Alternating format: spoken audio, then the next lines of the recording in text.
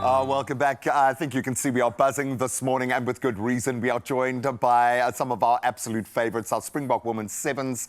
Well, first of all, captain and most capped player, Mathurin Simmers, alongside Nadine Ruas and Zintle Mpupa as they gear up for a vitally important HSBC Sevens Challenger Series here in Cape Town. And with some amazing home support, I am told behind them they are ready to chase World Series qualification. It means a lot. So let's find out how the ladies are doing after we've given them a massive round of applause just for being here this early. Thank you, Ryle, for being our live studio audience. I wish we had more people sitting here. But you will have a hometown advantage. You will have some very enthusiastic locals behind you. I heard Athlone Stadium, it doesn't play around, which is great. Mathurin, I'm going to start with you, as we have to, because you're the captain, and I think you've been thrown under the bus so many times by this team. But you must be so excited about where the team is right now. You've walked so many of the hard yards. Does it feel like things are shifting? Fill us in on where this beautiful team is right now. Well, thanks for having us, firstly. Absolute pleasure. Yeah, the team is doing quite well. We've been preparing for a while now. We got some of the 15th ladies back into the team. So we're quite on a roll. So we had a few games against the Rhinos and Czech Republic. So we're finding our feet and we're finding the 15th ladies slotting into the team nicely. And like leading this team is quite an honor. These ladies coming back, leadership, making my role easier to lead the team. So it's quite amazing, and the team is really doing well. You guys are looking strong. I say this to you every time I see you, Nadine, because you introduced me to women's sport in a different way. We had a gym training session. I did the circle of death thing. I don't know if it's still called that, even allowed to call something that in this day and age. But it was a massive, massive eye-opener for me to see what you've done since then, because you were probably still in school, I think, at that stage.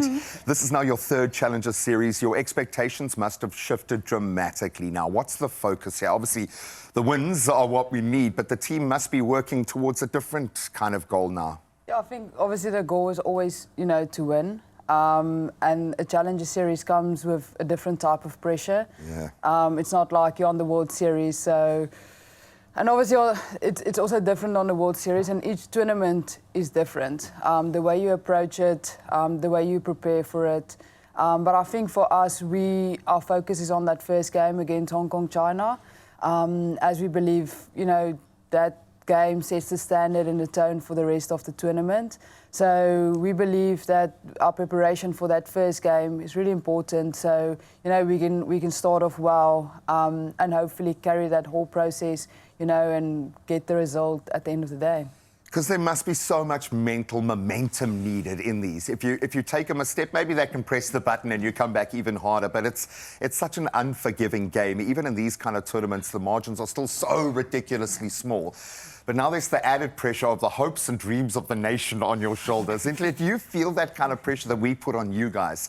Obviously, you've got great hometown advantage now, but it's not just to have them there for you, it's to have you there for them. We need young girls to see you guys play live and in action. Do you feel that kind of pressure, or does it just light the fire? Definitely, it's a lot of pressure, but I think I'm quite privileged to have that pressure, actually. I like that. Yeah, to just carry your whole country and not just represent yourself, and knowing that every time when you run onto that field, everyone is really looking up to you, and the system itself as well, the young girls back at home, and the people that couldn't make their squad as well. It's something bigger than yourself every time we go on. Oh, completely. And yeah, it's just a privilege to have that pressure, basically, and it's just what we want to do each and every day when we go onto the field. I thought I was going to burst out crying seeing you this morning, funny enough, but I think you might get that award today. But there is so much emotion involved in it, and I really do get it, because you guys work so unbelievably hard to earn these opportunities.